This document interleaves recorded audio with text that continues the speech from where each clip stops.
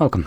In front of me is a VIVO V40 SE, and today I'll show you how you can put this device into recovery mode.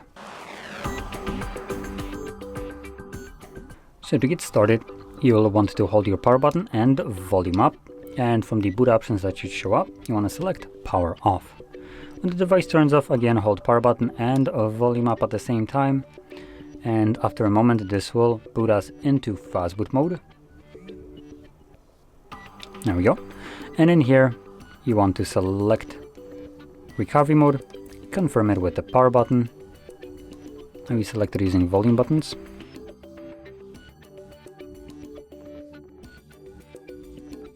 And as you can see, we're now in recovery mode.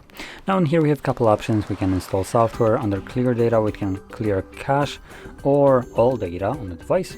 We can also enter safe mode and restart or power off the device, along with checking for updates. So because I want to leave this mode, I'm going to select restart, confirm it, and this will now bring me back to Android.